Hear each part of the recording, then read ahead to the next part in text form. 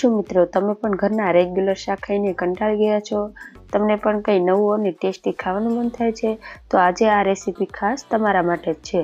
તો આજે આપણે લીલી ડુંગળી અને સેવનું એકદમ ટેસ્ટી એવું શાક બનાવીને રેડી કરીશું. અને આજે આપણે આ સેવ ડુંગળીના શાકમાં એક સિગરેટ મસાલો એડ કરીશું, જેનાથી તમારું આ શાક છે તે પંજાબી શાકને પણ ટક્કર મારે તેવું બનીને તૈયાર થશે. અને જો તમે ઘરે એકવાર આ રીતે આ સેવ ડુંગળીનું શાક બનાવી લીધું ને, તો તમે બહારથી પણ ક્યારેય નહીં લાવો. આ શાક એટલું ટેસ્ટી બનીને તૈયાર થશે. જો તમને મારી રેસીપીઓ ગમતી હોય અને હજી સુધી મારી ચેનલને સબસ્ક્રાઈબ ન કરી હોય, તો આવી એકદમ નવી અને સરળ રેસીપીઓ જોવા માટે ભારતીસ કિચન ગુજરાતીને આજે જ સબસ્ક્રાઈબ કરી લેજો. તો ચાલો રેસીપી શરૂ કરીએ. તો સૌપ્રથમ આ ચટાકેદાર સેવ ડુંગળીનું શાક બનાવવા માટે મેં 500 ગ્રામ જેટલી ડુંગળીને આ રીતે ઝીણી કટ કરી લીધી છે. જેમાં ડુંગળીનો સફેદ ભાગ પણ આ રીતે અલગ કટ કર્યો છે, અને તેની સાથે લીલી ડુંગળીના પાનને પણ મેં આ રીતે અલગ જ કટ કરીને લીધા છે. તો હવે આપણે શાક બનાવવાનું શરૂ કરીએ. તો શાક બનાવવા માટે એક પેનમાં 4 મોટી ચમચી જેટલું અહીં આપણે તેલ ગરમ કરવા માટે રાખી દઈશું. અને તેલ આ રીતે હલકું ગરમ થઈ જાય એટલે તેની અંદર આપણે અડધી ચમચી જેટલું જીરું એડ કરી દઈશું. ત્યારબાદ 1 ચપટી જેટલી હિંગ એડ કરીશું, અને હવે આપણે જે લીલી ડુંગળીનો સફેદ ભાગ કટ કરીને રાખ્યો છે તે એડ કરી દઈશું અને એકદમ સરસ રીતે મિક્સ કરી લઈશું. તો અહીં આ સફેદ ભાગ છે તે થોડો કડક હોય છે, એટલે આપણે તેને પહેલાં આ રીતે સાતળી લઈશું. જો તમારી પાસે અહીં લીલી ડુંગળી ન હોય તો તમે તેની જગ્યાએ સૂકી ડુંગળીનો પણ ઉપયોગ કરી શકો છો. તો હવે આપણે આ રીતે કન્ટિન્યુ ચલાવતા જઈશું અને મીડિયમ ગેસની ફ્લેમ રાખી આપણે 2 મિનિટ માટે ડુંગળીને સાતળી લઈશું. તો ડુંગળીને સતળાતા 2 મિનિટ જેટલો સમય થઈ ગયો છે. અહીં આપણી ડુંગળી પણ એકદમ સરસ એવી સતળાઈને રેડી થઈ ગઈ છે. તો હવે તેની અંદર લીલી ડુંગળીના પાન એડ કરી દઈશું અને એકદમ સરસ રીતે મિક્સ કરી લઈશું. તો અહીં આપણે આ ડુંગળીના માપથી 4 વ્યક્તિઓ માટે શાક બનાવીને રેડી થશે. તો તમારે અહીં જેટલું વધારે કે ઓછું શાક બનાવવું હોય, તમારે એ પ્રમાણે ડુંગળીને કટ કરીને લઈ લેવાની. તો બરાબર મિક્સ કરી લઈશું અને આ રીતે આપણે વચ્ચે ચલાવતા જઈ ડુંગળીના પાનને પણ 2 થી 3 મિનિટ માટે આપણે કૂક કરી લઈશું. તો 2 થી 3 મિનિટમાં જ આપણી ડુંગળી છે તે એકદમ સરસ એવી સતળાઈ જશે.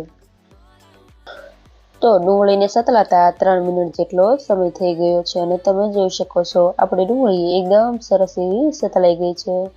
તો હવે આપણે તેની અંદર મસાલા કરી લઈશું. તો અહીં આપણે એક વાટકીમાં ફ્રેશ લસણવાળું મરચું લેવાનું છે. જેમાં 8 થી 10 જેટલી લસણની કળી અને થોડો એવો આદુનો ટુકડો, ત્યારબાદ 1 ચમચી જેટલું લાલ મરચું એડ કરીને મેં આ લસણવાળી પેસ્ટને તૈયાર કરી છે. ત્યારબાદ થોડી એવી હળદર એડ કરી દઈશું, સાથે અડધી ચમચી જેટલું ધાણા જીરું, ટેસ્ટ પ્રમાણે મીઠું એડ કરી દઈશું. અને હવે આપણે આ મસાલાની અંદર છાશ એડ કરવાની છે. તો આપણે અહીં સેવ ડુંગળીનું શાક બનાવતી વખતે હંમેશા મસાલાને આ રીતે છાશમાં પલાળીને જ ઉપયોગમાં લેવાનો છે. તો હવે આ બધી જ વસ્તુને એકદમ સરસ રીતે મિક્સ કરી આપણે આવી તેની સ્મૂથ એકદમ જ મિશ્રણ બનાવીને રેડી કરી લઈશું. તો આ રીતે આપણે મસાલાને છાશમાં પલાળીને નાખીશું ને, તો આપણા શાકનો ટેસ્ટ તો ખૂબ જ સરસ આવશે અને આપણી ગ્રેવી પણ એકદમ સરસ બનીને તૈયાર થશે. તો હવે આપણે બનાવેલી મસાલા પેસ્ટને શાકમાં એડ કરી દઈશું અને એકદમ સરસ રીતે મિક્સ કરી લઈશું. અને આપણે મીડિયમ ટુ લો સાઈડ ગેસની ફ્લેમ રાખી આપણે આ મસાલાને 1-8 મિનિટ સુધી આ રીતે કન્ટિન્યુ ચલાવતા જઈ સાતળી લઈશું, જેથી આપણા બધા જ મસાલા છે તે એકદમ સરસ એવા કૂક થઈ જશે અને આપણે આ શાકનો કલર પણ એકદમ સરસ એવો આવી જશે. તો 1-8 મિનિટમાં જ તમે જોઈ શકો છો આપણા મસાલા એકદમ સરસ એવા સતળાઈને આ રીતે સાઈડમાંથી તેલ પણ છૂટું પડી ગયું છે. તો હવે આપણે તેની અંદર થોડું લીલું લસણ પણ આ રીતે ઝીણું સમારીને એડ કરી દઈશું. ત્યારબાદ 1 ટમેટાના આ રીતે ટુકડા કરીને પણ એડ કરી દઈશું અને એકદમ સરસ રીતે મિક્સ કરી લઈશું. જો તમારે અહીં ટમેટાની પ્યુરી એડ કરવી હોય તો તમે એ રીતે પણ કરી શકો છો. અને લીલું લસણ અત્યારે સિઝન છે તો આપણને આસાનીથી મળી રહે છે, પણ જો તમારી પાસે લીલું લસણ ન હોય તો તમારે લીલા લસણને સ્કીપ કરી દેવાનું. તો બધું જ આ રીતે મિક્સ થઈ ગયું છે. તો હવે આપણે ઢાંકણ ઢાંકી દઈશું અને મીડિયમ ટુ લો સાઈડ ગેસની ફ્લેમ રાખી આપણે શાકને 2 થી 3 મિનિટ માટે કૂક કરી લઈશું, જેથી આપણા ટમેટા એકદમ સરસ એવા સોફ્ટ થઈ જશે. 2 થી 3 મિનિટમાં જ હવે આપણે ઢાંકણ ખોલી લઈશું અને શાકને બરાબર મિક્સ કરી લઈશું. તો તમે અહીં જોઈ શકો છો આપણા ટમેટા પણ એકદમ સરસ એવા સોફ્ટ થઈ ગયા છે. તો હવે આપણે આ શાકમાં એક સિગરેટ મસાલો એડ કરીશું, જેનાથી આપણું આ શાક પંજાબી શાકને પણ ટક્કર મારે તેવું બનીને તૈયાર થશે. તો અહીં આપણે સોહાના કંપનીનો પનીર ટિક્કા મસાલો લીધો છે. તો આ મસાલાથી શાકનો ટેસ્ટ છે તે બહારનું પણ ભૂલાવી દે તેવો આવશે. તો હવે આપણે આ મસાલામાંથી 2 મોટી ચમચી જેટલો અહીં આપણે એક વાટકીમાં મસાલો કાઢી લઈશું. અને હવે આપણે આ મસાલાની અંદર થોડું એવું પાણી એડ કરીશું અને એકદમ સરસ રીતે મિક્સ કરી લઈશું. તો આ મસાલાને પલાળવા માટે તમે પાણીની જગ્યાએ દૂધનો પણ ઉપયોગ કરી શકો છો. તેનાથી પણ આપણે ગ્રેવીમાં એકદમ ક્રીમી એવું ટેક્સચર આવશે. તો હવે આપણે આ મસાલાને એકદમ સરસ રીતે મિક્સ કરી લીધું છે. તો હવે આપણે શાકમાં મસાલો એડ કરી દઈશું અને એકદમ સરસ એવું મિક્સ કરી લઈશું. તો આ મસાલો આપણે શાકમાં એડ કરીશું ને એટલે આપણું શાકની સુગંધ પણ એકદમ સરસ આવશે અને તેનો ટેસ્ટ પણ ખૂબ જ સરસ લાગશે. એટલે આપણે અહીંયા શાકમાં 2 ચમચી જેટલો આપણે અહીં પનીર ટિક્કાનો મસાલો એડ કરવાનો છે. તો આ રીતે બધું જ એકદમ સરસ રીતે મિક્સ કરી 1 મિનિટ સુધી આ રીતે આપણે સાતળી લઈશું. અને 1 મિનિટ જેટલો સમય થઈ જાય એટલે તેની અંદર આપણે આ રીતે થોડું એવું પાણી એડ કરીશું અને બરાબર મિક્સ કરી લઈશું. અને ગ્રેવીની સાઈડમાંથી આ રીતે થોડું એવું તેલ છૂટું પડવા લાગે એટલે હવે આપણે તેની અંદર 1 ગ્લાસ જેટલું પાણી એડ કરીશું. તો પહેલાં અડધો ગ્લાસ જેટલું પાણી ઉમેરીને તમારે જોઈ લેવાનું. તમને જેટલી ગ્રેવી જોઈએ એ પ્રમાણે તમારે પાણી એડ કરી દેવાનું. તો મેં અહીં ટોટલ 1 ગ્લાસ જેટલું પાણી ઉમેર્યું છે. તો હવે આપણે શાકને ઢાંકી દઈશું અને મીડિયમ ટુ હાઈ સાઈડની ગેસની ફ્લેમ રાખી આપણે શાકને ઉકળવા દઈશું. તો 1 મિનિટમાં જ તમે જોઈ શકો છો આપણું શાક છે તે એકદમ સરસ એવું ઉકળી ગયું છે. તો હવે આપણે શાકને ખોલી લઈશું અને એકવાર બધું જ એકદમ સરસ એવું મિક્સ કરી લઈશું.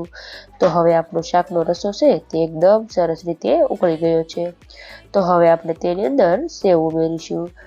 તો મેં અહીં 1 વાટકી જેટલી સેવ લીધી છે. તો તમે અહીં સેવનું માપ છે તે તમારી પસંદ પ્રમાણે થોડું વધારે કે ઓછું કરી શકો છો. તો સેવ ઉમેર્યા બાદ હવે આપણે બધી જ વસ્તુને એકદમ સરસ એવું મિક્સ કરી લેવાનું છે અને મીડિયમ ટુ લો સાઈડ ગેસની ફ્લેમ રાખી આપણે શાકને 1 મિનિટ માટે ઉકાળી લેવાનું છે. તો 1 મિનિટમાં જ આપણી સેવ છે તે એકદમ સરસ એવી કૂક થઈ જશે. તો સેવને કૂક થતાં માત્ર 1 મિનિટ જેટલો જ સમય લાગે છે. એટલે અહીં આપણે સેવ ઉમેર્યા બાદ 1 મિનિટ માટે જ શાકને ઉકાળવાનું છે. તો હવે આપણે શાક ઉપર એક સરસ મજાનો તડકો કરી લઈએ. તો એના માટે 4 મોટી ચમચી જેટલું આપણે વઘારિયામાં તેલ ગરમ કરવા માટે રાખી દીધું હતું. તો તેલ ગરમ થઈ જાય એટલે તેની અંદર અડધી ચમચી જેટલું કશ્મીરી લાલ મરચું એડ કરીને બરાબર આપણે મરચાંને સાતળી લઈશું. અને હવે આપણે આ તૈયાર થયેલા વઘારને ગરમા ગરમ શાક ઉપર રેડી દઈશું, જેનાથી આપણા શાકનો કલર પણ ખૂબ જ સરસ આવશે અને આપણા શાકનો ટેસ્ટ પણ ખૂબ જ સરસ લાગશે. ત્યારબાદ ઉપરથી થોડા એવા ઝીણા કાપેલા ધાણા એડ કરી દઈશું અને હવે આપણે આ ગરમા ગરમ શાકને એકવાર એકદમ સરસ રીતે મિક્સ કરી લઈશું.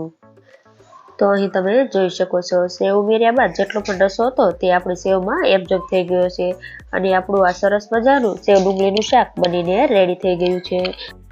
તો હવે આપણે ગેસની ફ્લેમ બંધ કરી દઈશું અને આ શાક સાથે ખાવાની ખૂબ જ મજા આવે તેવી મેં અહીં સરસ મજાની ભાખરી પણ બનાવીને રેડી કરી લીધી છે, તમે જોઈ શકો છો. તો હવે આપણે આ તૈયાર થયેલા ગરમા ગરમ શાકને સર્વિંગ પ્લેટમાં સર્વ કરીશું. તો તમે આ સેવ ડુંગળીના શાકને પરોઠા, પૂરી કે પછી રોટલી સાથે પણ ખાઈ શકો છો. તો અત્યારે લીલી ડુંગળીની સિઝન છે તો તમે પણ આ શાક એકવાર જરૂરથી ટ્રાય કરજો અને મને કમેન્ટમાં જણાવજો કે તમને મારી આજની આ રેસીપી કેવી લાગી. જો રેસીપી પસંદ આવી હોય તો વિડીયોને લાઇક કરજો, શેર કરજો અને મારી ચેનલને સબસ્ક્રાઈબ કરજો. અને આવી જ એકદમ નવી નવી રેસીપીઓ જોવા માટે બાજુમાં આપેલા બેલ આઇકન પર ક્લિક કરજો, જેથી તમને મારી નવી આવનારી રેસીપીઓના નોટિફિકેશન સૌથી પહેલાં મળે. Thanks for watching.